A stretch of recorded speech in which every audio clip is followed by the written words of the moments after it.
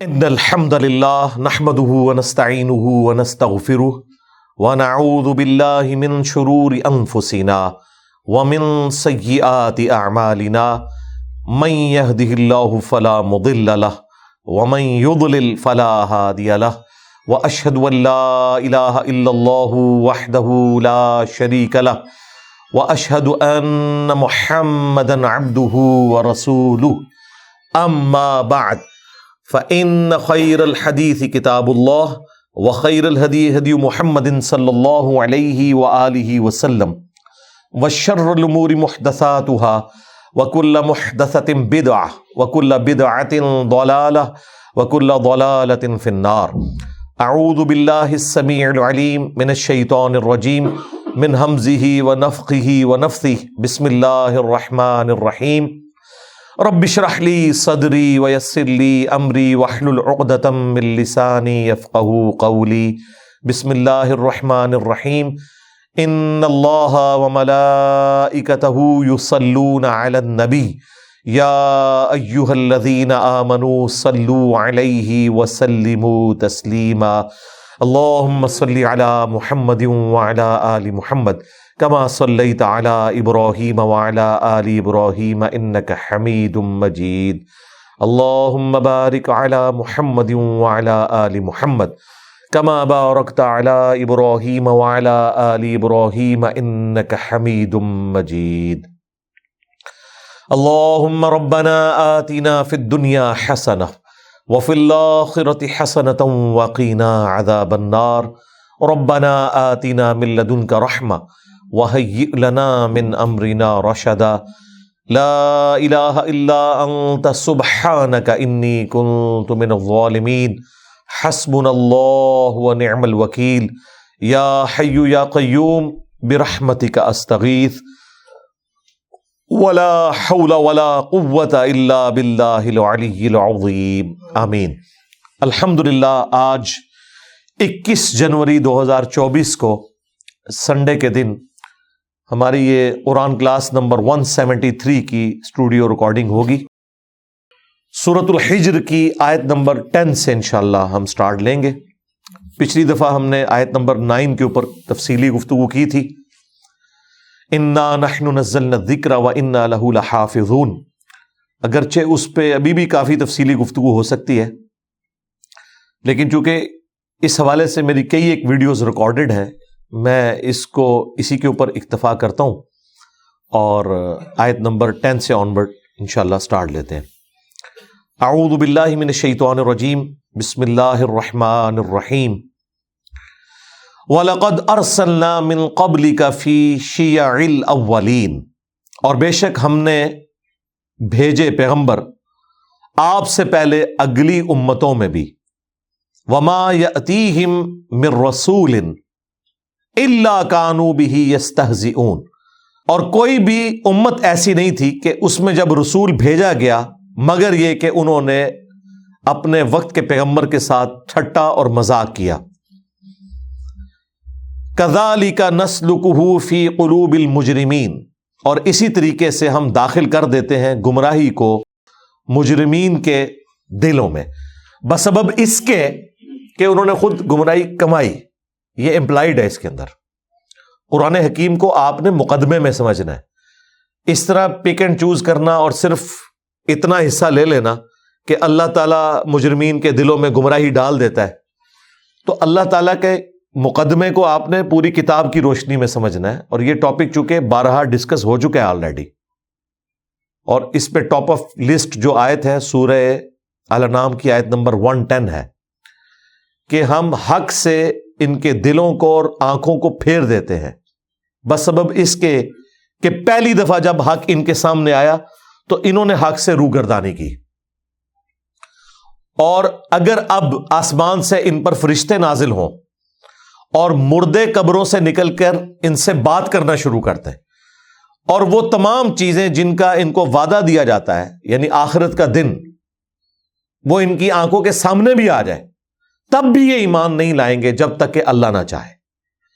تو یہ جو پوائنٹ آف نو ریٹرن ہے، ختم اللہ علی قلوبہم وعلی سمعہم وعلی ابصارہم، اس کے بعد کی یہ بات ہے کہ جن لوگوں نے جان بوجھ کر پیغمبروں کا ٹھٹا اڑایا، ان کے دل نے گواہی دے دی تھی کہ یہ حق بات ہے، پھر اللہ تعالیٰ ایسے مجرمین کے دلوں میں گمراہی کو ڈال دیتا ہے اور اسی میں وہ سرگردہ رہتے ہیں۔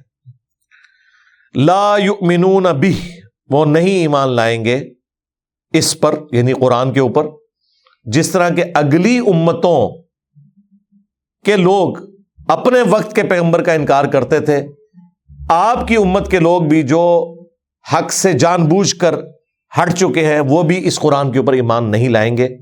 وقد خلت سنت الاولین، اور بے شک یہ اولین میں طریقہ گزر چکا ہے، ایسے ہی ہوا کرتا ہے، جب جب پیغمبر دعوت پیش کرتے ہیں تب تب ان کی امتیں اسی طریقے سے ایٹیچیوڈ اڈاپٹ کرتی ہیں، ہمیشہ دو گروہ بن جاتے ہیں، ایک حق کو قبول کرنے والے، ایک حق سے اناد کرنے والے، اور الٹیمیٹلی اللہ تعالیٰ رسولوں کو اور ان کے اہل ایمان ساتھیوں کو بچا لیتا ہے اور مخالفین کو تباہ و برباد کر دیتا ہے، اور جب پوائنٹ آف نو ریٹرن آتا ہے اس کے بعد پھر کسی کو ہدایت کی توفیق بھی نہیں ملتی۔ بلکہ قرآن میں تو یہاں تک آیا ہے کہ جب موسیٰ علیہ السلام کو اللہ تعالیٰ نے فائنل یہ بتا دیا کہ اب آخرت کا عذاب آنے والا ہے، تو ساتھ یہ کہا کہ اب آپ کا دل نرم نہ پڑے، آپ نے اب مجرمین کے بارے میں مجھ سے ریکویسٹ نہیں کرنی جب فیصلہ ہو چکے، کیونکہ پھر انبیاء بعد میں تو افسوس تو کرتے تھے، دل تو ان کے نرم ہوا کرتے تھے۔ تمام قوموں کا جو ذکر آیا سورہ ہود میں، سورۃ الاعراف میں، جب قوموں کا عذاب دیکھا الٹیمیٹلی تو پیغمبروں نے مڑ کر آہ بھری، کاش تم لوگوں نے میری دعوت کو قبول کر لیا ہوتا تو آج یہ دن نہ تمہیں دیکھنا پڑتا، کیونکہ پیغمبر رقیق القلب ہوتے ہیں، نرم دل والے ہوتے ہیں۔ تو اللہ تعالیٰ فرما رہا ہے یہ سنت ہمیشہ طریقہ رہا ہے اگلوں میں بھی، کہ جو لوگ ایمان نہیں لانے والے وہ ایمان نہیں لاتے، اپنی ہٹ درمی پر قائم رہتے ہیں۔ اب یہ بڑی حیران کن آیات آ رہی ہیں اگلی، وَلَوْ فَتَحْنَا عَلَيْهِمْ بَابًا مِّنَ السَّمَاءِ، اگر ہم مشرکین عرب کے اوپر، آپ کے مخالفین کے اوپر آسمان کا کوئی دروازہ کھول دیتے، فَظَلُّوا فِيهِ يَعْرُجُونَ، اور وہ اس میں فریکوینٹلی آنا جانا شروع کر دیتے، آسمان پہ چڑھتے اترتے چڑھتے اترتے، کیونکہ یہ وہ معجزہ تھا جو یہ ڈیمانڈ کر رہے تھے۔ سورہ بنی اسرائیل میں 9 معجزات کا ذکر ہے، ان میں سے ایک معجزہ یہ تھا کہ آپ پر آسمان سے ہمارے سامنے کتاب نازل ہو، یا آپ ہمارے سامنے آسمان پہ چڑھیں اور صرف چڑھنے کو نہیں مانیں گے، آپ وہ کتاب بھی لے کر اترے، آپ کا سونے کا گھر ہو، آپ کا کوئی باغ ہو جس میں آپ نہریں آنے واحد میں جاری کر دیں، ہمارے سامنے باغ بنے اس میں نہریں روا ہو جائیں۔ تو یہاں پر جواب آ رہا ہے کہ ہم اگر آسمان کا دروازہ کھول دیں، رسول اللہ کا چڑھنا یہ تو چھوٹی ڈیمانڈ ہے، یہ بھی چڑھ جائیں آسمان کے اوپر، تو اب تو ہونا چاہیے وہ ایمان قبول کر لیں۔ نہیں، لَقَالُوا إِنَّمَا سُكِّرَتْ أَبْصَارُنَا، تو ضرور یہ کہیں گے کہ یہ تو ہماری آنکھوں کے اوپر پردہ ڈال دیا گیا، سکر کی کیفیت میں ہم چلے گئے، ہمیں مدہوش کر دیا گیا، یعنی جو نظر آ رہا ہے ایسا نہیں ہے، ہم کوئی نہیں چڑھ رہے۔ بل نحن قوم مسحورون، بلکہ ہم پہ تو جادو کر دیا گیا، ہم ایسی قوم ہیں جن پر جادو چل گیا۔ یعنی تھوڑی دیر پہلے جو معجزہ مانگ رہے تھے نبی کے حق میں، اللہ کہہ رہا ہے کہ یہ معجزہ تمہارے حق میں بھی اگر ہم کر دیں نا تو اگلا بہانہ بھی تیار ہے۔ تو اب آپ اندازہ لگائیں، یہاں پر دعوت حق کے اگینسٹ جو لوگ بہانے تراشتے ہیں، اللہ تعالیٰ بھی اسی چیز کو ہائی لائٹ کر رہا ہے کہ میں بھی جو دعوت پیش کرتا ہوں نا، کوئی نہ کوئی بہانہ تیار کیا ہوتا ہے، انہوں نے اپنی کی بھی بات سے پیچھے ہٹ جائیں گے۔ کتنی بڑی ڈیمانڈ تھی کہ ہمارے سامنے پیغمبر چڑھے، اللہ نے کہا پیغمبر کو چھوڑو، تمہیں بھی چڑھا دیں گے، چلو آگے ٹورو۔ پھر تم نے کہنا ہماری آنکھوں کے اوپر جادو ہو گیا۔ یعنی جب پوائنٹ آف نو ریٹرن آ جائے، اسی چیز کو سورۃ الانعام میں اللہ تعالیٰ نے بیان کیا کہ اگر ہم انہیں دنیا میں دوبارہ واپس بھیج دیں تب بھی یہ وہی اعمال کریں گے۔ ویسے انسان کو یقین نہیں آتا کہ جو شخص آخرت کا دن دیکھ کر آ جائے وہ دنیا میں آ کر وہ عذاب دیکھنے کے بعد بھی وہی حرکتیں دوبارہ کرے. لاجیکلی یہ بات سمجھ نہیں آتی، لیکن میں لاجیکلی ثابت کروں گا یہ کیسے ہو جائے گا. میں نے کہیں پڑھی نہیں ہے لیکن میں یہ آپ کو ثابت کر دوں گا. وہ اس طرح کہ یہاں پر آپ دیکھیں اللہ تعالیٰ فرما رہا ہے کہ اگر آسمان پہ یہ چڑھ بھی جائے نا تب بھی ان کے پاس اگلا بہانہ یہ ہوگا کہ ہماری آنکھوں پہ پردہ ہے، ایکچولی ہم نہیں چڑھے، ہم پہ جادو ہو گیا، یہ سب کچھ ایلوژن ہے. اب اس کیس میں کیا ہو سکتا ہے؟ میں نے اس کے اوپر غور و تفکر کیا کہ جو شخص آخرت سے دنیا میں واپس آ جائے پھر بھی وہ حق کے راستے کو اڈاپٹ نہ کرے، اس کے پاس کیا بہانہ ہوگا؟ بڑا آسان بہانہ ہے. وہ کہے گا ایک دفعہ گیا تھا نا، چھوڑ دیا تھا نا، اب بھی چھوڑ دے گا. یہ بہانہ ہوگا. وہ یہ کہے گا کہ پہلے بھی تو قرآن میں اتنی دھمکیاں لگائی تھیں، ایک ہی چانس ہے، نہیں چھوڑوں گا. تو اپنی بات سے پیچھے ہٹا نا، اب بھی مرضی کی زندگی گزارو، ایک بار پھر ٹرائی کر لیتے. یہ چین چلتی رہے گی. اور دنیا میں ایسا ہوتا ہے کہ جو لوگ موت کے منہ سے واپس آتے ہیں نا پھر وہی کام کرنے شروع کر دیتے ہیں. لگ رہا ہوتا ہے کہ پتہ نہیں جس گھر جب میت ہوئی ہوتی ہے نا وہاں جو لوگوں کا ایٹیچیوڈ ہوتا ہے، لگتا ہے کہ سب سے زیادہ خوف خدا ان کے اوپر ہی طاری ہو گیا، لیکن بس دفنانے کی دیر ہے وہی حرکتیں دوبارہ شروع کر دیتے ہیں. جب کبھی ایئر ٹریولنگ کے دوران ایئر پاکٹس آتی ہیں اور جہاز کانپنا شروع کر دیتا ہے، یہ بلندی سے نیچے کی طرف آتا ہے کیونکہ ڈینسٹی آلموسٹ زیرو ہو جاتی ہے. لوگوں کی چیخیں سنی ہیں ہم نے، یہ خود ہم ایسے جہاز میں نے سفر کیا ہوا ہے.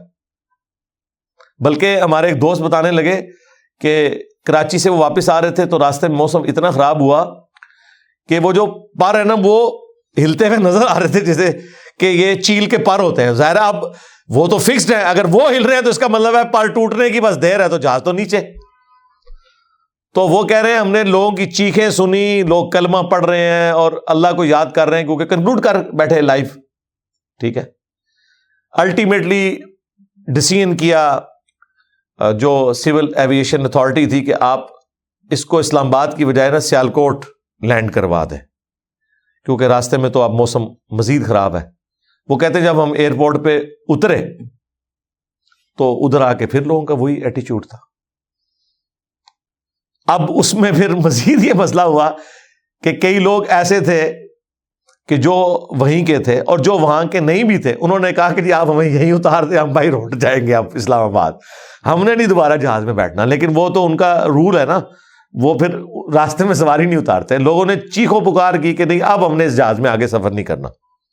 حالانکہ یہ نہیں سوچتے کہ ہو سکتا ہے جہاز تو سیفلی پہنچ جائے، جس روڈ پہ تم سفر کرو وہاں ایکسیڈنٹ ہو جائے جہاز، تو پھر بھی اس وقت سب سے زیادہ سیف سواری جو ہے وہ جہاز کی ہے. 1,00,000 دفعہ اگر جہاز اڑے نا، 1,00,000 دفعہ ٹرین چلے، 1,00,000 دفعہ بس چلے، تو آپ ریشو پروپورشن اگر ایکسیڈنٹس کی نکالیں تو جہاز کے کیس میں شاید ایک ایکسیڈنٹ بھی نہ ہو. ٹرین میں کتنے ہو جائیں؟ یہ تو کبھی کبھار کوئی کریش ہوتا ہے نا، لیکن آپ ایئر فلائٹ ذرا دیکھیں کتنی اڑتی ہیں. وہ آپ اگر جا کے نقشے میں دیکھیں نا تو آپ کو وہ بھیڑوں کی طرح نظر آ رہی ہوتی ہیں دنیا میں. امریکہ کے اندر صرف روزانہ کی جو ڈومیسٹک فلائٹس ہیں نا وہ 5,000 سے زیادہ. یہ پرانا فگر میں آپ کو بتا رہا ہوں، 5,000 جو ود ان امریکہ اڑتی ہیں. اب تو خیر بہت زیادہ ہوں گی، اور دنیا میں اس وقت جتنی 1,00,000 سے بھی شاید زیادہ ہوں، اتنی فلائٹس اڑ رہی ہیں. تو ایئر کریش تو آپ سالوں میں کوئی ایک سنتے ہیں. اگر آپ ریشو پروپورشن کیلکولیٹ کریں تو کچھ بھی نہیں، لیکن روڈ ایکسیڈنٹ، ٹرین ایکسیڈنٹ تو آئے دن آپ کے سامنے آتے رہتے ہیں. تو یہ ایک سیف سواری ہے. اس کے باوجود آپ دیکھیں جب لوگ بچتے ہیں تو ایئرپورٹ پہ اترنے کے بعد بالکل ایسا نہیں ہوتا کہ لوگ وضو کر کے پہلے جا کے شکرانے کے 2 نفل پڑھیں، یا جس نے کبھی نماز نہیں پڑھی تھی وہ نماز پڑھ لے، یا کوئی بے پردہ عورت پردے کی نیت کر لے، یا کوئی نوجوان کہ جی ٹھیک ہے میں اب داڑھی رکھوں گا اور اسلام کے مطابق زندگی نہیں. دوبارہ کہتے ہیں ٹھیک ہے واپس آ کے نا بچ کے، وہی ساری صورتحال شروع ہو جاتی ہے. اسی طریقے سے جن گھروں میں میتیں ہوتی ہیں چند دن تک تو روب رہتا ہے، اس کے بعد پھر وہی ساری صورتحال، اور یہی امتحان ہے اصل میں. تو اللہ تعالیٰ فرما رہا ہے کہ اگر ایسا ہو بھی جائے نا تب بھی یہ کہیں گے ہماری آنکھوں کے اوپر نظر بندی ہو گئی ہے، ہم پر جادو کر دیا گیا۔ وَلَقَدْ جَعَلْنَا فِي السَّمَاءِ بُرُوجًا، اور بے شک ہم نے آسمان میں برج بنائے ہیں، یعنی یہ جو ستارے ہیں نا، یہ الٹپ بھی نہیں، ان میں کئی ایک برج بھی بنے ہوتے ہیں، خوبصورت ڈیزائننگ بھی ہوئی ہوتی ہے۔ اور آپ کو پتا ہے کہ وہ جو دب اکبر، بڑی جو ایک شمال کی طرف قطبی ستارے کو دیکھنے کے لیے ایک جو ستاروں کی ایک باقاعدہ ایک شکل بنی ہوتی ہے بیلچے کی فارم کے اندر، اس کے جو آخری والے دو ستارے ہیں ان کی سیدھ میں نیچے کی طرف سب سے روشن ستارہ جو ہے نا وہ نارتھ سٹار ہوتا ہے، جس کے ذریعے آپ ڈائریکشن معلوم کرتے ہیں۔ اگر اس طرف آپ رخ کر لیں تو وہ شمال ہے، شمال آپ نے لوکیٹ کر لیا تو آپ کے بالکل پیچھے جنوب ہے، رائٹ میں مشرق ہے اور لیفٹ میں مغرب ہے۔ اور وہ پوری جو دب اکبر ہے، وہ برج جو ہے وہ اس کے گرد گھومتا ہے، صبح کے وقت اس کی اور لوکیشن ہوتی ہے لیکن قطبی ستارہ اپنی جگہ پہ رہتا ہے۔ تو ہم نے آسمان میں برج بنائے، وَزَيَّنَّاهَا لِلنَّاظِرِينَ، اور دیکھنے والوں کے لیے آسمان کو ہم نے خوبصورت کر دیا ہے، مزین کر دیا ہے۔ میرے بھائیوں، اگر آسمان پر ستارے نہ ہونا تو رات کے وقت کوئی آسمان کی طرف دیکھے بھی نہ، یہ کتنی خوبصورتی ہے۔ ویسے تو ہمارے شہری علاقوں کے اندر اب جس طریقے سے اتنی روشنی ہے تو آپ کو ستارے نظر نہیں آتے، بہت رات کے وقت جب یہ باہر کی لائٹس آف ہوئی ہوں تو پھر آپ کو ستارے نظر آتے ہیں، لیکن خوبصورتی آسمان کی ستاروں کی وجہ سے۔ ایک یہ مقصد ہے آسمان کو خوبصورت بنانا۔ دوسرا مقصد کیا ہے؟ وَحَفِظْنَاهَا مِن كُلِّ شَيْطَانٍ الرَّجِيمٍ، اور ہم نے ان ستاروں کو ذریعہ بنایا ہے ہر راندہ درگاہ جو شیطان ہے اس کے مقابلے کے اوپر۔ اور وہ کیسے؟ وہ اگلی آیت کے اندر آ رہا ہے کہ ان ستاروں سے شہاب ثاقب داغے جاتے ہیں شیاطین کے اوپر جب وہ فرشتوں سے خبریں اچک کے لے کے جا رہے ہوتے ہیں۔ اس کانٹیکسٹ میں صحیح بخاری میں ایک تابعی کا قول لے کر آئے ہیں امام بخاری رحمۃ اللہ علیہ چیپٹر کی ہیڈنگ میں کہ ستاروں کے 3 مقاصد ہیں اور وہ تینوں قرآن میں ذکر ہوئے ہیں۔ 2 یہاں پر ہو گئے، آسمان کی خوبصورتی نمبر 1، نمبر 2 شیاطین کو بھگانے کے لیے شہاب ثاقب داغنے کا ذریعہ، ستاروں سے ٹوٹ کے وہ الگ ہوتے ہیں، اور تیسرا ذریعہ اللہ تعالیٰ نے بنایا ان ستاروں کو ڈائریکشن معلوم کرنے کا، وہ سورۃ الانعام میں آیا اور اسی کو چیپٹر کی ہیڈنگ میں بھی ڈالا امام بخاری نے، اور تابعی کا قول نقل کیا کہ یہ 3 ہی وجوہات ہیں ستاروں کی۔ اللہ نے ستاروں کو بنایا ہے ڈائریکشن لوکیٹ کرنے کے لیے، جو سورۃ الانعام میں آیا کہ تم خشکیوں میں اور سمندروں میں اس کے ذریعے راستہ تلاش کرتے ہو، نارتھ سٹار کو لوکیٹ کر کے۔ ارتھ میگنیٹک فیلڈ والا معاملہ تو بعد میں آیا نا، پہلے تو لوگوں کو اس میگنیٹک فیلڈ کا نہیں پتا تھا، پھر اس میں بھی چانسز ہوتے ہیں اگر کوئی ایسا پہاڑ سمندر میں نیچے آ گیا ہے جس میں مقناطیسی قوت ہے یا لاوا اگلنے والا ہے تو مقناطیس آپ کو صحیح رزلٹ نہیں دیتا۔ سب سے ایکوریٹ رزلٹ جو ہے نا وہ نارتھ سٹار ہی آپ کو دیتا ہے، کیونکہ وہ جو کمپاس ہے وہ آپ کی ڈسٹرب ہو جاتی ہے، پاس کوئی لوہے کی چیز ہو اس کی وجہ سے غلط ڈائریکشن دے سکتی ہے، نارتھ سٹار آپ کو غلط ڈائریکشن نہیں دیتا۔ تو ایک مقصد یہ جو سورۃ الانعام میں آیا، دوسرا مقصد جو سورہ الملک میں بھی آیا اور سورۃ الحجر میں بھی آیا کہ ہم نے آسمان کو سجا دیا ہے ستاروں کے ذریعے، اور تیسرا جو مردود بارگاہ شیاطین ہیں، جنات ہیں، ان کو بھگانے کا ذریعہ بنا دیا۔ الا من استرق السمع، مگر یہ کہ جو چوری چھپے سن لیتے ہیں فرشتوں سے، فَأَتْبَعَهُ شِهَابٌ مُبِينٌ، تو اس کے پیچھے شہاب ثاقب جو ہیں وہ داغ دیے جاتے ہیں ستاروں سے۔ یہ اب اس کی ایک ڈیوائن ریزن بیان ہو رہی ہے، جو اس کی سائنٹیفک ریزن ہے وہ اپنی جگہ ہے۔ الٹیمیٹلی جو سائنٹیفک یا فزیکل فینومینا ہوتا ہے اس کے پیچھے ایک ڈیوائن ریزن بھی ہوتی ہے، سائنس اس سے ڈیل نہیں کرتی۔ سائنس آپ کو یہ بتائے گی کہ ٹیکٹونک پلیٹس کی ڈسٹربنس کی وجہ سے زلزلہ آتا ہے، لیکن سائنس آپ کو یہ نہیں بتائے گی کہ یہ ٹیکٹونک پلیٹس جو ہیں ان کے سائزز یہ کیوں اتنے بڑے بڑے، اتنی سائز کی پلیٹس کیوں رکھی ہوئی ہیں، وہ اللہ تعالیٰ نے ڈیفائن کیا. اور پھر کس پلیٹ نے کس لیول کے اوپر جا کے ڈسٹربنس کرنی ہے کہ زلزلے کا ایمپلیٹیوڈ اتنا ہونا ہے. ہونے کے بعد تو وہ بتائیں گے کہ یہ ہو گیا.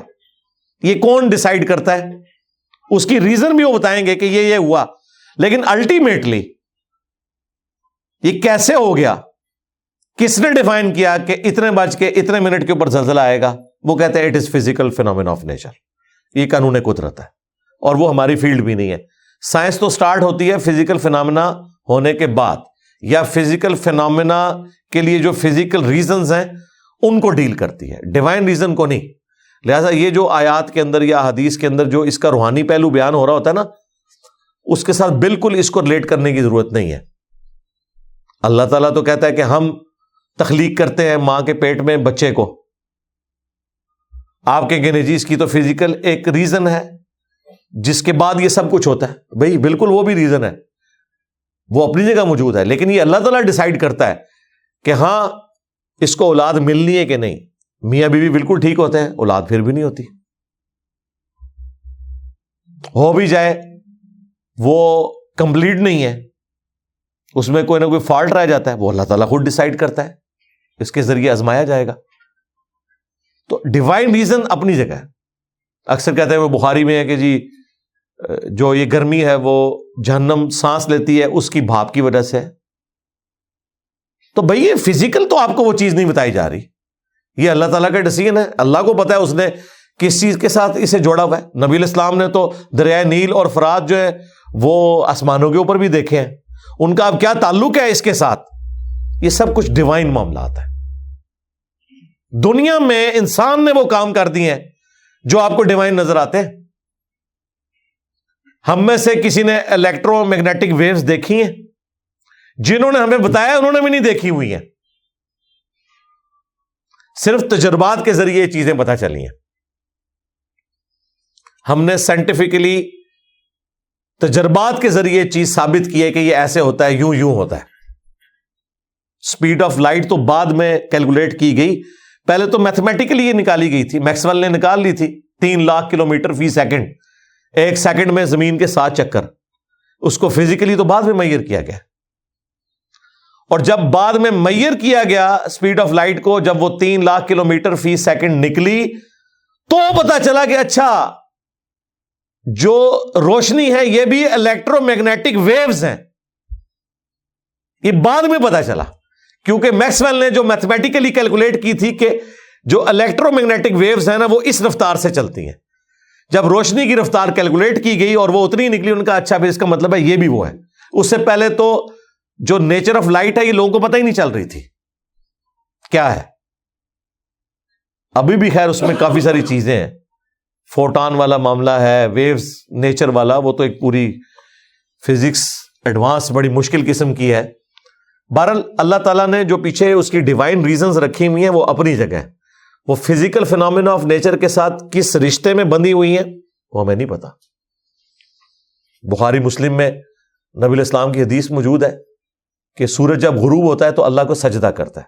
سائنس تو ہمیں بتا رہی ہے غروب ہی نہیں ہوتا، ود رسپیکٹ ٹو زمین غروب ہوتا ہے، ویسے تو سورج غروب ہوتا ہی نہیں ہے. اب اس کو کہنا یہ نان سائنٹیفک ہو گیا، یہ بڑی زیادتی والی بات ہے. اس کی وجہ یہ ہے کہ جو ڈیوائن تعلق ہے وہ تو ہم کسی بھی فزیکل فینومینا آف نیچر کے ذریعے آبزرو کر ہی نہیں سکتے، نہ ڈیٹیکٹ کر سکتے، اگرچہ اس کی execution physical phenomena of nature ہے، لیکن اس کے پیچھے جو ڈیوائن ریزن ہے وہ اللہ تعالیٰ نے اس طرح کی رکھی کہ انسان اسے ڈیٹیکٹ کر سکے. لہذا ان دو چیزوں کو آپس میں اس طریقے سے ریلیٹ نہیں کرنا چاہیے. یہاں پر بھی اللہ تعالیٰ نے فرمایا کہ جب کوئی جن، شیطان، فرشتوں کی بات اچک کر بھاگنے کی کوشش کرتا ہے ہم اس کو شہاب ثاقب مارتے ہیں. اور یہ شہاب ثاقب ہمیں نظر آتے ہیں. باقی ان کا داغا جانا سائنس آپ کو نہیں بتا سکتی کس وقت شہاب ثاقب داغا جائے گا. جب داغا جاتا ہے تو اس وقت نظر آتا ہے، وہ کہتے ہیں ہاں جی یہ ستارہ ٹوٹ کے الگ ہوا، اس میں سے ایک چٹان ٹوٹ کے الگ ہوئی. اور وہ بھی کیا اللہ کا نظام ہے, جو ایٹماسفیئر اللہ تعالیٰ نے زمین کا رکھ دیا ہے, اتنی لیئرز رکھی ہیں, اس میں ایئر رکھی ہے, ایئر سے رگڑ کھا کے وہ جل کے راکھ ہو جاتی ہے. اگر میگنیٹک فیلڈ ارتھ کی نہ ہو, ایٹماسفیئر نہ ہو, تو یہ تو پتھر آ کے جب گرے نا اتنی بڑی تباہی کریں, آپ سوچ نہیں سکتے. چھوٹا سا پتھر کتنی بڑی تباہی کر سکتا ہے. تو اللہ تعالیٰ ان کو راستے میں ہی ختم کر دیتا ہے. وہ اللہ تعالیٰ کی اپنی قدرت ہے. تو اس طرح کی جتنے بھی فزیکل فینومینا ہیں ان کے پیچھے ڈیوائن ریزن اپنی جگہ موجود ہے. باقی جو ڈیوائن ریزن کے ساتھ اور ڈیوائن چیزیں جڑی ہوئی ہیں ان پہ ہم نے صرف ایمان لانا ہے. وہ فزیکلی ہم انہیں ثابت نہیں کر سکتے, نہ کہیں ریلیجن کا کلیم ہے کہ اسے آپ نے ثابت کرنا ہے. یہ بھی ذہن میں رکھیے گا. بخاری مسلم میں حدیث ہے کہ شیاطین جب اچکتے ہیں نا فرشتوں کی آپس کی گفتگو, تو ایک شیطان دوسرے کو بتاتا ہے, اس کے اوپر شاب ثاقب پڑتا ہے, وہ دوسرے کو بتا دیتا ہے, آدھی انفارمیشن آگے ٹرانسفر ہوتی ہے, دوسرے پہ بھی پڑتا ہے, تیسرے بھی پڑتا ہے, بعض اوقات کچھ نہ کچھ زمین تک پہنچ ہی جاتا ہے, اور آ کے وہ نجومیوں کے کان میں ڈالتا ہے, اور نجومی اس میں کچھ ایڈ کر کے پبلک میں عام کر دیتے ہیں. کچھ خبریں صحیح بھی نکل آتی ہیں اور لوگ سمجھتے ہیں یہ مستقبل کوئی بتا رہا ہے, حالانکہ وہ اللہ تعالیٰ نے آزمائش کا ذریعہ بنایا ہوتا ہے. اس لیے ہمیں ستاروں پر ایمان لانے کے لیے, یا ایسٹرولوجی کی فیلڈ کو اس اعتبار سے, یہ جو کہتے ہیں جی وہ ستاروں سے یہ ہو جاتا ہے, وہ ستاروں سے نہیں ہوتا, وہ شیاطین آ کے ان کو بتا رہے ہوتے ہیں. وہ تو فیلڈ سائنٹیفک ہے, ایسٹرونومی کی فیلڈ, اس کا کوئی تعلق نہیں اس کے ساتھ کہ کوئی مستقبل پریڈکٹ کر سکے کہ جی ستاروں کی موومنٹ سے فلاں کی تقدیر کے اوپر یہ اثر پڑتا ہے. بالکل نہیں. ڈر جائیں اللہ سے. بخاری مسلم میں حدیث ہے, نبی علیہ السلام نے غزوہ خیبر کے موقع کے اوپر فجر کی نماز پڑھائی, پھر صحابہ کی طرف متوجہ ہوئے اور فرمایا جانتے ہو ابھی ابھی تمہارے رب نے مجھ سے کیا کہا ہے؟ صحابہ نے کہا اللہ اور اس کا رسول بہتر جانتے ہیں. آپ ذرا اس روحانیت کو فیل کریں. میں تو جب یہ حدیث پڑھتا ہوں, بیان کرتا ہوں, ایک کیفیت طاری ہو جاتی ہے کہ وقت کا پیغمبر آپ کے سامنے ہے اور وہ کہہ رہے کہ جانتے ہو ابھی ابھی تمہارے رب نے تمہارے لیے کیا پیغام بھیجا ہے. تو صحابہ کرام کے ایمان کا لیول کیا ہوگا کہ ڈائریکٹ اللہ کے نبی پر وہی نازل ہوئی ہے کہ آپ اپنے ماننے والوں کو یہ بات بتائیں. تو صحابہ نے کہا اللہ اس کا رسول بہتر جانتے ہیں. تو نبی علیہ السلام نے کہا ابھی ابھی تمہارے رب نے مجھے یہ وحی کی ہے کہ میں تمہیں یہ بتاؤں کہ آج کی صبح جو لوگوں نے کی تو دو حالتوں پر کی. ایک وہ طبقہ تھا جس نے کہا کہ فلاں ستارے کی گردش کی وجہ سے فلاں سیارہ فلاں جگہ چلا گیا, اس کی وجہ سے یہ بارش ہوئی ہے رات کو. ان لوگوں نے اپنے رب سے کفر پر صبح کی ہے اور ستاروں پر ایمان لا کر صبح کی ہے. اور ایک وہ لوگ ہیں یعنی کہ نبی علیہ السلام اور ان کے صحابہ جنہوں نے اس حال میں صبح کی ہے کہ انہوں نے کہا یہ بارش اللہ کی وجہ سے ہوئی ہے. اب دیکھ لیں آپ کا ہفتہ کیسے گزرے گا. مسلمان بھی پڑھ رہے ہیں ٹی وی چینلز کے اوپر. میں نہیں سمجھتا کہ اس طرح کے پروگرام ٹی وی چینلز کے اوپر چلانے چاہیے. یہ تو بدعت سے بہت آگے جا چکی ہے. یہ تو کفریہ چیزیں ہیں جنہیں ہمارے چینلز کے اوپر پروموٹ کیا جا رہا ہے, لیکن یہ کفر نہیں کسی کو نظر آ رہا کہ اس کا بھی کوئی تدارک کرنا ہے. ڈٹائی کے ساتھ کر رہے ہیں صراحتاً کفر, یعنی گمراہی والی تو بات نہیں, سیدھا سیدھا کفر. ستاروں پر ایمان لا رہے ہیں. تو یہ جو مستقبل پریڈکٹ ہونے والا معاملہ ہے وہ بخاری مسلم میں آیا کہ شیاطین اچک لیتے ہیں فرشتوں سے اور وہ پبلک میں اس طریقے سے عام کرتے ہیں اور وہ جھوٹ اور سچ ملا دیتے ہیں. اس کی وجہ سے لوگ کہتے ہیں کہ یہ ہو گیا, حالانکہ اکثر باتیں جھوٹی ہوتی ہیں, کچھ سچ بھی ہوتا ہے, وہ ٹرانسفر ہوتے ہوتے. لیکن نبی علیہ السلام پر جب وحی نازل ہو رہی تھی اس وقت اسپیشل ایک پروٹیکشن تھی کہ شیاطین کوئی ایسی بات نیچے نہیں لے کے جائیں گے جس کی وجہ سے وحی میں کوئی ایسا مسئلہ آ جائے. اور وہ آسمانوں کے دروازے جب بند ہوئے, فرشتوں کو روکا گیا, تو پھر انہوں نے آپس میں گفتگو کی. شیاطین کو روک لیا گیا فرشتوں کے ساتھ کسی انٹریکشن کے پوائنٹ آف ویو سے. تو جنہوں نے آپس میں گفتگو کی کہ لگتا ہے کہ کوئی اللہ کی طرف سے بڑا فیصلہ ہو چکا ہے. وہ سورہ الجن میں ہے, سورۃ الاحقاف میں. پھر جنات نے جب نبی علیہ السلام کو قرآن پڑھتے ہوئے سنا, پھر انہیں پتا چلا کہ اچھا یہ مسئلہ تھا کہ اللہ تعالیٰ نے اپنے پیغمبر کو مبعوث کیا ہے, ان پہ وحی نازل ہو رہی ہے, اس وجہ سے یہ ہمارے لیے آسمان کے دروازے اب بند ہوئے ہیں. اور جس جگہ پہ نبی علیہ السلام وہ قرآن تلاوت کر رہے تھے نا، اس جگہ پہ پھر مسجد جن بنی ہوئی ہے، اس مسجد کا نام ہی جن رکھا گیا، کیونکہ نبی علیہ السلام مسجد نہیں تھی، نبی علیہ السلام کسی پیڑ کے نیچے بیٹھ کے قرآن پڑھ رہے تھے، اور نبی علیہ السلام کو بھی نہیں پتا تھا۔ آیات نازل ہوئی کہ اے نبی تم فرماؤ کہ مجھ پر وحی ہوئی ہے کہ ایک جنوں کا گروہ یہاں سے گزر رہا تھا اور اس نے قرآن سنا اور کہا کہ یہ کتاب ہے جو رشد و ہدایت کی طرف بلاتی ہے۔ موسیٰ علیہ السلام کے بعد یہ کتاب اب نازل ہوئی ہے، کیونکہ نبی علیہ السلام سے پہلے جو صاحب شریعت ڈومیننٹ پرسنالٹی تھے وہ حضرت موسیٰ علیہ السلام تھے۔ عیسیٰ علیہ السلام انہی 10 کمانڈمنٹس کو آگے لے کے چلے، اگرچہ عیسیٰ علیہ السلام بھی رسول تھے لیکن شریعت موسوی ہی چل رہی تھی۔ پھر وہ اپنی قوم میں گئے اور وہاں جا کے انہوں نے دعوت و تبلیغ کا، توحید کا کام شروع کر دیا۔ سورہ جن میں بھی ذکر موجود ہے اور سورۃ الاحقاف میں بھی، اور یہاں سورہ جنوں کو قابو کرنے کے لیے پڑھ رہے ہیں۔ شرک کی موت ہے سورہ جن۔ جس طریقے سے اللہ تعالیٰ نے توحید کو آشکار کیا ہے اور بتایا کہ جنات کو ماننے والے لوگ، جنات کہتے ہیں کہ ہم سرکش اس لیے ہوئے ہیں کہ لوگوں نے ہماری پناہ مانگنی شروع کر دیے، تو ظاہر ہے پھر ہم بھی بھول گئے، ہم نے کہا ٹھیک ہے پھر ہم بھی بڑے طاقتور ہیں۔ جب آپ بار بار گیٹ نمبر 4 میں جائیں گے تو وہ بھی کہیں گے بھی ہم بہت طاقتور ہیں۔ ہر کوئی جو اس گیٹ نمبر 4 میں چلا جاتا ہے۔ تو جنات کا دماغ خراب کیا لوگوں نے،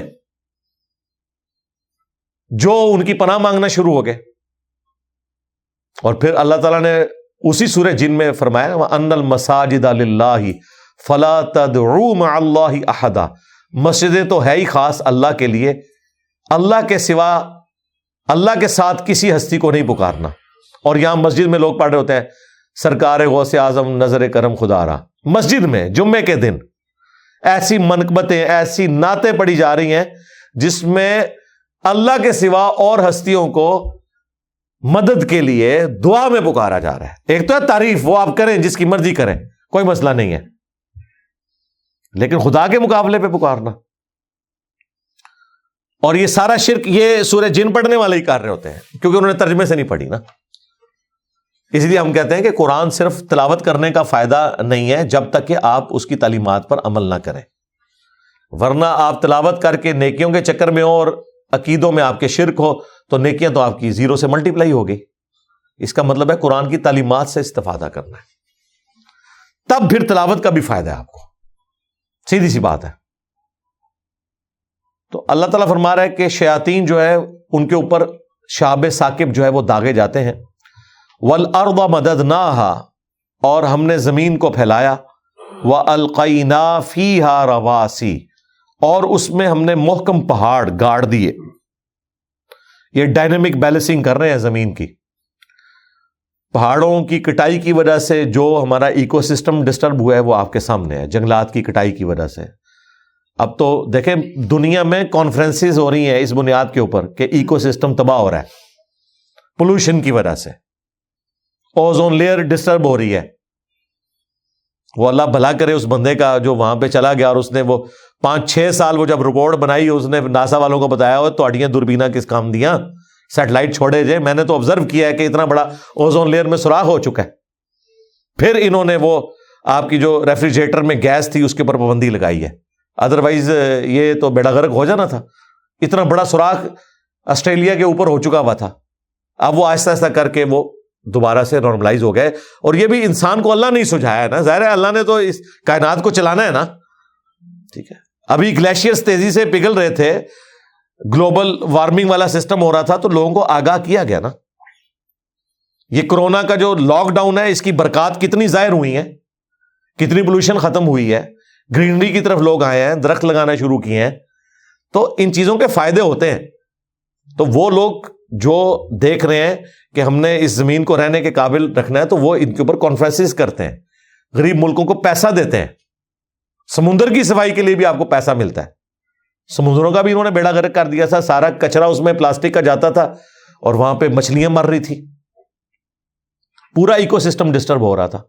تو اللہ تعالیٰ نے یہ سب کچھ بیلنس کیا ہوا ہے، وقت گزرنے کے ساتھ انسانوں کو سجھاتا ہے، جو خرابی ہیں وہ ریمیڈی بھی ہوتی ہے۔ زمین کو ہم نے بچھونا بنایا، پھیلا دیا، اس میں پہاڑ گاڑے ہیں۔ وَأَنبَتْنَا فِيهَا مِن كُلِّ شَيْءٍ مَوْزُونٍ، اور پھر ہم نے اس میں ہر طرح کی چیز اندازے کے مطابق جو اللہ تعالیٰ نے اس کے لیے طے کیا ہے وہ اگا دی ہے. ابھی کتنی سپیشیز ہیں صرف پلانٹ ارتھ کے اوپر؟ یہ بہت پرانے فگر ہیں، اب تو بڑھ چکے ہیں. 20 لاکھ سے زیادہ سپیشیز ہیں انسانوں کی، جانوروں کی اور نباتات کی، ساری ملا کے 20 لاکھ سے زیادہ. اور ان میں میل فیمیل سارا کچھ پورے کا پورا سسٹم ہے.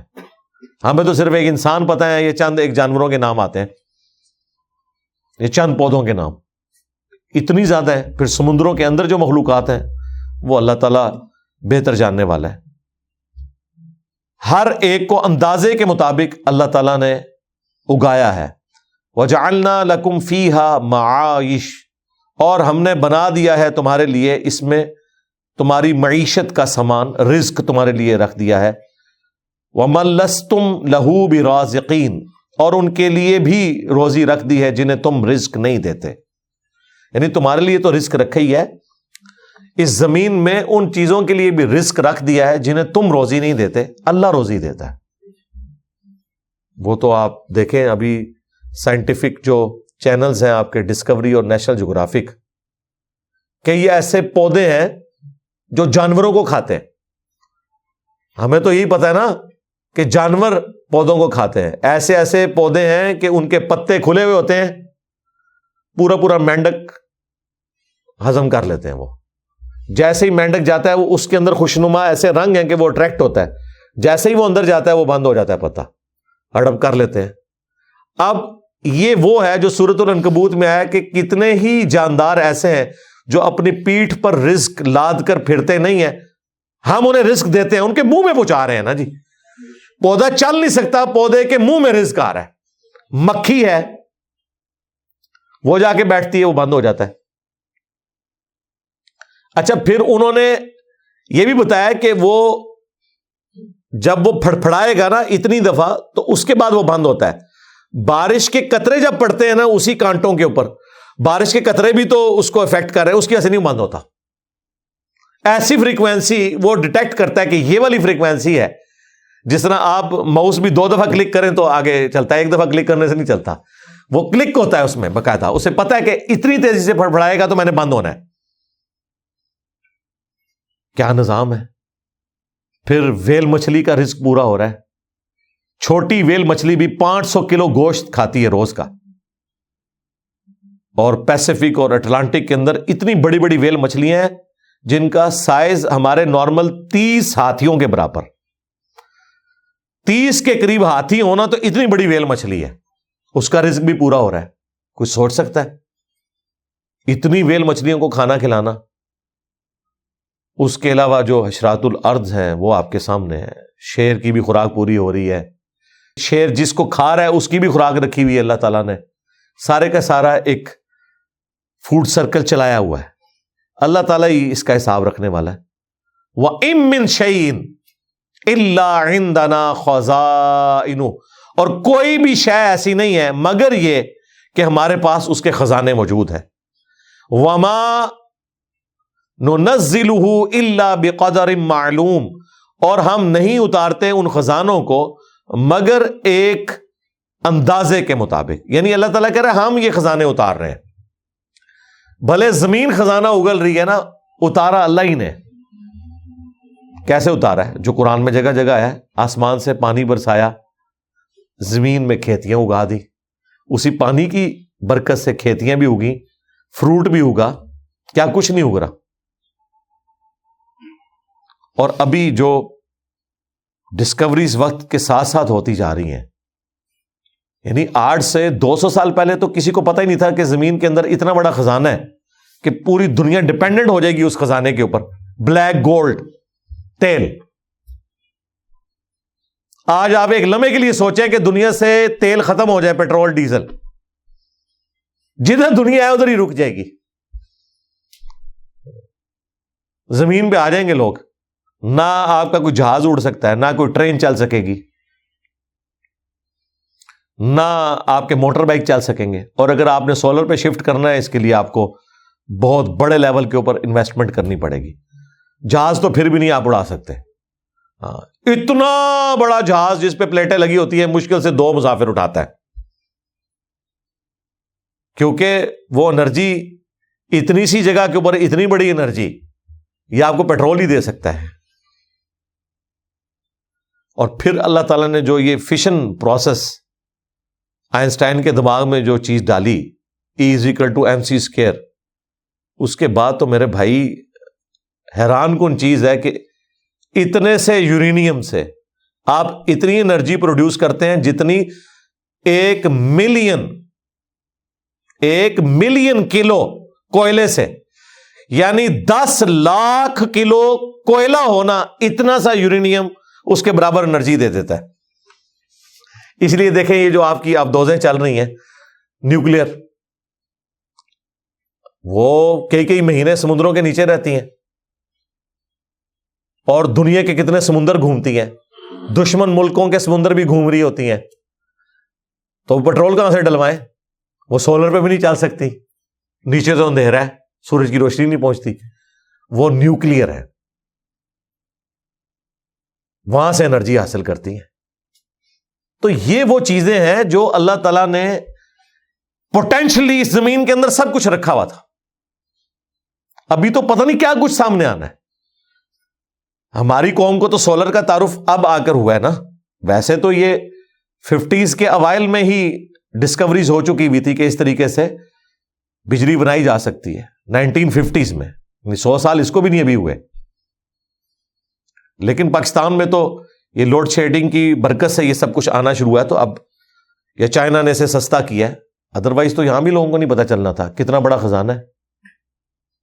ایک دن میں سورج اتنی انرجی دے رہا ہے، ایک دن میں، کہ پوری انسانیت کے لیے 1000 سال کی بجلی بنائی جا سکتی ہے، اتنی انرجی دے رہا ہے۔ یہ تو آپ صرف بجلی پروڈیوس کرنا تو ایک ہے، جو سورج کی روشنی کی تپش ہے اس سے بھی تو انرجی حاصل ہوگی نا۔ یہ ہماری سولر پلیٹس سورج کی تپش کی وجہ سے نہیں بناتی انرجی، سورج کی روشنی کی وجہ سے بناتی ہیں، یعنی اس کے اندر جو ہیٹ ہے نا اس کو نہیں یوز کرتی، روشنی کو یوز کرتی ہیں۔ یہ ٹھنڈی روشنی بھی ہو تو انہوں نے بنانا ہے۔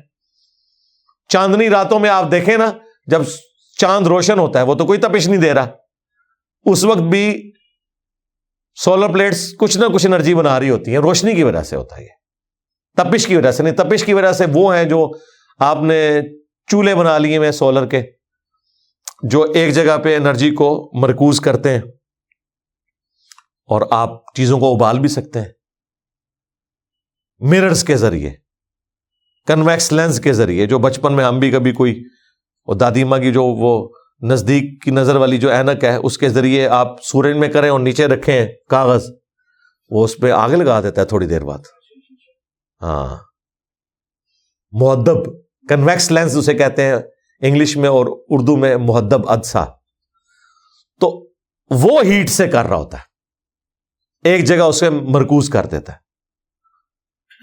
آج کل اس قسم کے جو سولر گیزر ہیں وہ بھی آئے ہوئے ہیں، وہ سولر پلیٹوں والے گیزر نہیں ہے، وہ سورج کی تپش کو کنورٹ کرتے ہیں اس اعتبار سے کہ پانی آپ کا اتنا گرم کر دیتے ہیں کہ نہانے کے قابل ہو جاتا ہے۔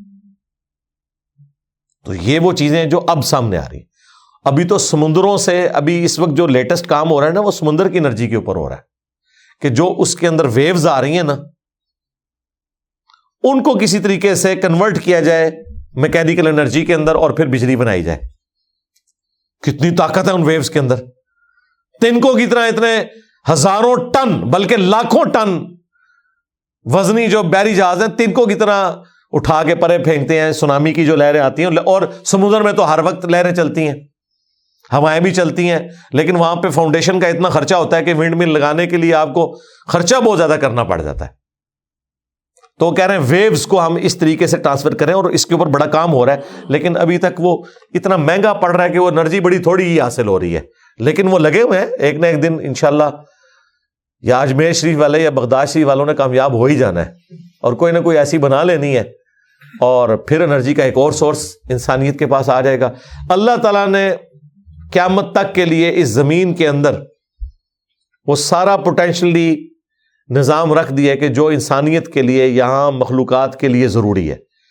تو وہ اللہ تعالیٰ فرما رہا ہے کہ ہم نازل فرماتے ہیں ایک اندازے کے مطابق جو ہم فیصلہ کرتے ہیں کہ ابھی اتنی ضرورت ہے. پہلے اللہ نے فیصلہ کیا ہے کہ نہیں تیل دریافت کروانا. یہ کوئی ٹیکنالوجی کی برکت سے تو تیل دریافت نہیں ہوا تھا کہ انسان نے ایسی ٹیکنالوجی بنا لی کہ وہ نیچے چلے گئے اور جا کے تیل دیکھا. بائی چانس پینسلوینیا میں 1853 میں پہاڑوں سے گزرتے ہوئے کرنل ایڈمن جو تھے امریکہ کے، اتنی بڑی مٹھی داڑھی ماشاءاللہ ان کی ہے، کرسچن تھے، وہ ایسی جگہ سے گزرے کہ وہاں پر وہ تیل کا لیول ایسا تھا کہ وہ زمین کے لیول سے تیل اگل رہی تھی زمین، ورنہ تو تیل کا کنواں کم از کم 1 کلومیٹر نیچے ہوتا ہے. ہاں یہ جو آپ کو کہانی یہ کرا دیتے ہیں نا، دیکھیں سائنس نہ آپ کو آتی ہو نا تو یہ تماشا ہی بن جائے گا آپ کے لیے کہ جی فلاں نے جو ہے وہ پانی کے لیے کنواں کھودا اور نیچے سے تیل نکل آیا. وہ تیل نہیں نکلتا، کوئی بیچارے کا کوئی سٹوریج ٹینک ہے کسی پیٹرول پمپ والے کا، اس سے چوری کر کے تو وہ کہتے ہیں جی نیچے سے کنواں نکل آیا. اور یہ پیٹرول اور ڈیزل تو زمین سے نکلتا ہی نہیں ہے، وہ تو خام تیل ہوتا ہے. یہ تو اتنا مشکل پروسیس ہے، کس طریقے سے اسے ہیٹ کرتے ہیں آئل ریفائنری میں، وہ مشکل ترین پروسیس ہے. اور ہر ٹیمپریچر کے اوپر ایک رسپیکٹو تیل سامنے نکلتا ہے. کیروسین آئل جو مٹی کا تیل ہے وہ علیحدہ سے، ہائی آکٹین جو ہے وہ علیحدہ سے. اتنا مشکل پروسیس ہے، آگ بھی لگ سکتی ہے. یہ بڑا مشکل ایک کنٹرول انوائرمنٹ میں ہوتا ہے. یہ زمین سے نکلا ہوا تیل استعمال کے قابل نہیں ہے اتنا آسانی کے ساتھ. لیکن جب اللہ تعالیٰ نے اسے دریافت کروانا تھا اس لیول پہ لے آیا. پھر لوگوں نے سوچا اچھا یہ بھی ہو سکتا ہے، تلاش کرو. 1000 کنواں کھودا جاتا ہے نا تو اس میں سے کوئی ایک کنواں تیل کا نکلتا ہے.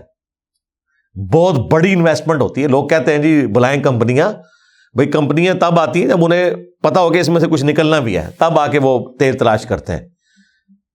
اور پھر وہ کنواں بھی کوئی 400-500 فٹ نہیں ہے، کم از کم 4000 فٹ نیچے جانا ہے تو تب چانسز ہیں. اور 4,000 کے اگر آپ کو 1000 کنویں کھودنے پڑ جائیں تو آپ کیا سمجھتے ہیں؟ مٹی ہے، چٹانیں ہیں، پھر پانی آتا ہے، پھر پانی بھی سارا ختم ہو جاتا ہے، پھر اگلی چٹانیں شروع ہوتی ہیں، پھر کیا کچھ نہیں ہوتا، پھر جا کے وہ سب کچھ نکلتا ہے. تب جا کے یہ سب کچھ انسانیت کو ملا ہے. ابھی پتہ نہیں کیا کچھ رکھا ہوا ہے. تو اللہ تعالیٰ فرماتا ہے ہم اندازے کے مطابق، اب اللہ نے دیکھا کہ ٹھیک ہے ابھی ضرورت ہے، آبادی بڑھ رہی ہے، یہ اور کرو. بیماریاں آئی ہیں، ان کے علاج آنا شروع ہو گئے، اور انسانیت کو اللہ تعالیٰ نے ترقی کروائی. کہاں سے کہاں ترقی پہنچ گئی. آج دنیا میں آپ کو ساری سائنس کی برکت سے جو ترقی نظر آ رہی ہے، انسان کو اللہ تعالیٰ نے سکھائی ہیں چیزیں. تو تب ہم اس قابل ہیں کہ آج ہم زندگی کو انجوائے کر رہے ہیں. آج سے پہلے زندگی انجوائے کرنے کے قابل نہیں تھی. آج آپ ایک لمحے کے لیے یہ سائنس کی جو برکات ان کو نکالیں نا، سب سے پہلے تو وائی فائی اپنا ختم کریں، انٹرنیٹ ختم کریں، بجلی ختم کریں. آپ کہیں گے اس سے پہلے کہ یہ سب کچھ ختم ہو ہمیں موت ہی آ جائے، زندگی رہنے کے قابل ہی نہیں. سب کچھ نہیں، آپ کے بیڈ ختم، آپ کے قالین ختم، آپ کے پنکھے ختم، آپ کی لائٹنگ ختم، آپ کا لینٹر ختم. جو لوہے کی پوری سٹرکچر ہے، یہ پورا جو لینٹر ڈالا ہوا ہے آپ کی، یہ ساری کی ساری کچھ بھی نہیں. آپ جا کے پتے پہن کے آپ رہیں. یہ سب کچھ اللہ تعالیٰ نے ترقی کروائی ہے. اس کا پازیٹیو یوز بھی ہے اور نیگیٹو بھی ہے. تو پازیٹیو یوز کریں. اللہ تعالیٰ ایک اندازے کے مطابق ان چیزوں کو نازل فرماتا ہے. وَأَرْسَلْنَا الرِّيَاحَ، اور ہم بھیجتے ہیں ہواؤں کو بھی. لَوَاقِحَ، جو کہ آپ اس کے لیے اپروپریٹ ورڈ یوز کریں کہ جو پولنز کو لے کے چلتی ہیں، تاکہ وہ افزائش کا سلسلہ درختوں کے کیس میں بھی لے کے چلیں. اور یہ وہ چیزیں جو اس زمانے میں بھی لوگ آبزرو کر لیتے تھے. بیج ٹریول کرتا تھا. یہ ہم بچپن میں بھی وہ مائی بڈی کے ساتھ کھیلتے تھے نا، وہ بیج ایک چھوٹا سا بیج میں ہوتا تھا اور باہر اس کے وہ روئی کی طرح کا، وہ ہوا کے ساتھ اڑ کے جاتا تھا، اور جہاں جہاں جاتا تھا وہاں وہاں جا کے وہ اس طریقے سے معاملات پھیلتے تھے. سائنس کی برکت سے ایک سٹیپ اور طے ہو گیا کہ ہمیں پتہ چل گیا کہ جو پولنز ہیں نا نظر آنے والے، جو فرٹائل کرتے ہیں، کیونکہ نر اور مادہ پودوں میں بھی ہوتے ہیں، اگر یہ اس طریقے سے فرٹائل نہ ہو تو آگے ان کی وہ نسل نہیں چل سکتی. اور صرف ہوائیں نہیں لے کے چلتی، پرندوں کے پاؤں سے لگ کے بھی یہ پولن ٹرانسفر ہوتے ہیں. پھر جو مکھی ہیں ان کے ذریعے بھی ٹرانسفر ہوتے ہیں. شہد کی مکھیاں انہوں نے جب ختم کر دی تو اب آپ ذرا جاپان میں دیکھیں، وہ سیب کے جو درخت ہیں نا، ہاتھوں سے پولن لگا رہے ہوتے ہیں درختوں کے اوپر چڑھ چڑھ کے. انہیں بعد میں اندازہ ہوا کہ یہ مکھیاں مار کے تو ہم نے مصیبت بنا لی ہے، یہ تو ایک مفت میں ہمارا کام کر رہی تھی. ایکو سسٹم جو ڈسٹرب ہوتا ہے پھر یہ کچھ نکلتا ہے اس میں سے. تو اللہ تعالیٰ فرما رہا ہے کہ ہم ہواؤں کو ذریعہ بناتے ہیں کہ وہ بار دار بنا کر ان کے ذریعے ہم یہ افزائش کا سلسلہ چلاتے ہیں درختوں کا. فَأَنزَلْنَا مِنَ السَّمَاءِ مَاءً، پھر ہم اتارتے ہیں آسمان سے پانی. ظاہر ہے جب بیج پہنچ گیا، پولنز پہنچ گئے، آسمان سے پانی نازل ہوا. فَأَسْقَيْنَاكُمُوهُ، پس وہی پانی ہم تمہیں بھی پلاتے ہیں. وَمَا أَنْتُمْ لَهُ بِخَازِنِينَ، اور تم اس قابل نہیں تھے کہ اس پانی کا خزانہ رکھ سکتے. یہ خزانہ بھی ہمارے پاس ہے، سٹوریج نہیں کر سکتے تھے. واقعی ہم تو نہیں سٹوریج کر سکتے، سمندر میں سٹور ہوا ہے، ہمارے کسی کام کا نہیں. سمندر سے کون لے کے آئے؟ سعودیہ والوں سے پوچھے نا، سعودیہ میں پانی کیوں مہنگا ہے؟ پیٹرول سے بھی مہنگا ہے، کیونکہ پروسیس کرنا پڑتا ہے، اتنا خرچہ ہوتا ہے. سمندر کا پانی تو پینے کے قابل نہیں ہے، لیکن دیکھیں اللہ تعالیٰ مفت میں پروسیس کرواتا ہے. سورج کی تپش سے سمندر کا پانی ویپریٹ ہوتا ہے. نمک چونکہ وزنی ہے وہ ادھر ہی رہ جاتا ہے، صاف پانی جو ہے وہ ویپریٹ ہو جاتا ہے ویپرز کی فارم میں. پھر ہواؤں کے ذریعے وہ پانی ٹرانسفر ہوتا ہے اور جا کے شمالی علاقوں میں گلیشیئرز کی فارم میں برف برستی ہے وہاں پہ، اور میدانی علاقوں میں بارش برستی ہے. اس پانی کو ہم سٹور کرتے ہیں ڈیمز کی فارم میں، اور زمین میں دھنس جاتا ہے اور پھر ہم کنووں سے نکال لیتے ہیں. اور جو پہاڑوں کے اوپر سٹور ہوا ہوا ہے گلیشیئرز کی فارم میں، وہ گرمیوں میں اسی سورج کی تپش سے پگھلتا ہے اور وہاں سے چشمے رواں ہوتے ہیں. پورا سال چلتے ہیں یہ دریا. یہ ہمارا جو دریائے جہلم خشک ہوا ہے نا، یہ خشک ہوا ہے اس وجہ سے کہ اس کے اوپر ڈیم بنایا ہوا ہے انہوں نے، سٹور کر لیتے ہیں. ادروائز جو برف پگھلتی ہے مسلسل ہی وہ چشمے چلتے رہتے ہیں. وہ برف اتنی زیادہ ہوتی ہے کہ وہ پگھلتی رہتی ہے اور چشمے جاری رہتے ہیں. اوپر دریا چلتے ہیں، نیل چل رہا ہے، دریا سندھ چل رہا ہے، ایمیزون چل رہا ہے، کتنے بڑے بڑے دریا ہیں. اور زمین کے نیچے بھی دریا پیرلل میں چل رہے ہیں جو ساتھ ساتھ زمین میں دھنس رہا ہے پانی. باقاعدہ وہ پانی بھی ہم نکالتے ہیں. آپ کو ایک تربیلا ڈیم نظر آ رہا ہے، سینکڑوں تربیلا ڈیم کے برابر پنجاب کے لوگ زمین سے پانی نکالتے ہیں، جو آسمان سے اللہ تعالیٰ نے برسا کے زمین میں دھسایا ہوتا ہے، یا وہاں سے جو دریا زمین کے نیچے چل رہے ہیں ان کے ذریعے یہاں پہنچا ہوتا ہے. تو اللہ تعالیٰ نے جو یہ فرمایا نا کہ تم اس کو سٹور نہیں کر سکتے، اللہ نے سٹور کیا ہے. جی اللہ نے سٹور کیا ہے، زمین میں سٹور کیا ہے، گلیشیئرز کی فارم میں سٹور کیا ہے، سمندر کی فارم میں سٹور کیا ہے. اللہ کی سٹوریج ہے. پھر سٹوری ٹینک جو بادلوں کی شکل میں یہ پانی لے کے چلتے ہیں، کوئی خرچہ نہیں ہو رہا. اللہ تعالیٰ نے یہ سارے کے سارا ایکو سسٹم چلایا ہوا ہے. خزانے بھی اسی کے ہیں، بانٹ بھی وہی رہا ہے اور مفت بانٹ رہا ہے. ایک خزانہ تو اس کا ہے ایسا کہ چند منٹ کے لیے وہ رک جائے تو ہماری موت ہو جائے. آکسیجن مفت رکھی ہوئی ہے. 3 یا 4 منٹ سے زیادہ انسان سانس نہیں روک سکتا، اور یہ بھی کوئی صحت مند آدمی. ہم تو شاید 3 منٹ بھی نہ روک سکیں. آپ پریکٹس کر کے دیکھیں. 1 منٹ میں 23 دفعہ انسان عموماً سانس اندر کرتا ہے، 23 دفعہ باہر نکالتا ہے. اور یہ جو آکسیجن اور پھر اس کی جو آگے فائن ٹیوننگز ہیں ایٹماسفیئر کی، وہ تو کوئی اس کا حساب بھی نہیں رکھ سکتا. اللہ تعالیٰ فرما رہے یہ ہم نے خزانے کی فارم میں سٹور کیا ہوا ہے، تم تو ان کو سٹور بھی نہیں کر سکتے تھے. سبحان اللہ و بحمدہ عدد خلقہ ورضا نفسہ वज़नत अर्शी व मिदाद कलिमाती अल्लाहु अकबर कबीरा वल्हम्दुलिल्लाहि कसीरा व सुब्हानल्लाहि बुकरतन व असीला व इन्ना लनहनु नुहयी व नुमीत व नहनुल वारिसून, और बेशक हम ही जिंदा करते हैं, हम ही मौत देते हैं और हम ही वारिस होते हैं। तुम्हें जिंदगी देते हैं, उसके बाद तुम्हें मौत देते हैं, और जो पीछे बच जाता है उसके वारिस भी हम होते हैं। हम फिर किसी और को अलॉट कर देते हैं औलाद को, फिर उसकी औलाद को ट्रांसफर करते हैं। यानी अल्लाह जिंदा है, बाकी सबको मौत आ रही है। अल्लाह के रिसोर्सेस अल्लाह ताला ने हमें बरतने के लिए दिए, हमारे मरने के बाद हमारी औलाद को, उनके मरने के बाद उनकी औलाद को, और इस तरीके से ये सारे मामला ट्रांसफर हो रहे हैं। अल्लाह अपनी जगह कायम है, वो अल हई अल क़य्यूम है, खुद से जिंदा है, हर चीज को थामे हुए है, एक एक चीज का टाइनीस डिटेल तक उसने हिसाब किताब रखा हुआ है।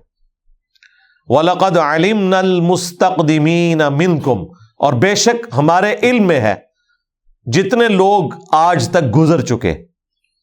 वलक़द अलिमनल मुस्तअखिरीन, और हमारे इल्म में वो भी है जो बाद में आने वाले हैं।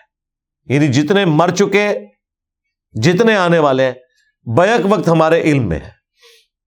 एक तर्जुमा इसका यह किया गया, और एक तर्जुमा यह भी किया गया कि अल्लाह के इल्म में है जो ईमान लाने में सबकत ले आए और जो बाद में ईमान लाने वाले होंगे।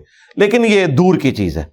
जो ये कॉन्टेक्स्ट है ना, वो तो यही बता रहा है, चूंकि साइंटिफिक फैक्ट्स अल्लाह ताला डिस्कस कर रहा है, यही माना दुरुस्त है कि जितने आज तक मर चुके, दुनिया से आके जा चुके, वो भी अल्लाह के इल्म में है, और जितने क़यामत तक आएंगे वो भी अल्लाह ताला के इल्म में है। व इन्ना रब्बका, और ये देखें अगली आयत इसको सपोर्ट भी कर रही है, हुआ यहशुरुहुम, और बेशक ए नबी आपका रब क़यामत वाले दिन उन्हें जमा भी कर लेगा। इन्नहू हकीमुन अलीम, बेशक वो हिकमत वाला है, इल्म वाला है। अल्लाह ताला इंसान को जिंदगी देता है, मौत देता है। जितने आज तक इंसान और जानदार पैदा हुए उसी ने पैदा किए, उन पे मौत भी उसी ने तारी की, और क़यामत वाले दिन उनको उठाएगा भी वही। और क़यामत तक जितनी मखलूकात आनी है वो भी अल्लाह के इल्म में है, जितनी गुजर चुकी वो भी अल्लाह के इल्म में है। एक एक चीज अल्लाह ताला ने अपने इल्म के जरिए घेरी हुई है, और क़यामत वाले दिन उन्हें जमा करेगा। और जाहिर है फिर इसमें से कोई रिजल्ट निकलेगा ना। ये सारी बातें इसलिए बताई जा रही हैं कि क़यामत के दिन फिर फैसला होगा कि कौन है जो वक्त के पैगंबरों की आवाज़ के ऊपर लब्बैक कहता रहा, उसके लिए हमेशा की जन्नतें होंगी, और जो शयातीन के रास्ते के पीछे चला उसके लिए अजाब होगा। वलियाज़ु बिल्लाहि ताला, अल्लाहुम्मा अजिरना मिनन नार, आमीन। यहाँ पर ये रुकू भी मुकम्मल हुआ, और ये आयत नंबर 25 है। इसके बाद आयत नंबर 26 से ऑनवर्ड पूरा एक रुकू जो है वो किस्सा आदम और इब्लीस के ऊपर है, बड़ी तफसील के साथ। कुरान हकीम में 7 मकामात के ऊपर किस्सा आदम और इब्लीस आया है। उनमें से जो सबसे तफसीली मकाम है वो 4 हैं बड़े तफसीली मकामात। पहले नंबर के ऊपर सूरतुल आराफ है, और दूसरे नंबर के ऊपर सूरतुल हिज्र है, फिर तीसरे नंबर के ऊपर सूरह स्वाद है, और फिर सूरतुल बकरा, उसमें भी जो दूसरे नंबर के ऊपर है। और इसमें तो चंद एक बातें ऐसी आएंगी जो बाकी सूरतों में डिस्कस नहीं हुई हैं, इंसानी तख्लीक के पॉइंट ऑफ व्यू से। इंशाअल्लाह ताला अगली दफ़ा हम इसको डिस्कस करेंगे। अल्लाह ताला से दुआ है जो हक बात मैंने कही अल्लाह ताला हमारे दिलों में रासिक फरमाए। अगर जिस बात में मेरे मुंह से कोई गलत बात निकल गई तो अल्लाह ताला हमारे दिलों से उसे महव कर दे, यानी धो दे। हमें किताब व सुन्नत की तालीमात पर अमल करके दूसरे भाइयों तक पहुँचाने की तौफीक अता फरमाए। सुब्हानकल्लाहुम्मा व बिहम्दिक अशहदु अल्ला इलाहा इल्ला अंता अस्तगफिरुका व अतूबु इलैक वमा अलैना इल्लल बलागुल मुबीन। जज़ाकुमुल्लाहु खैरा।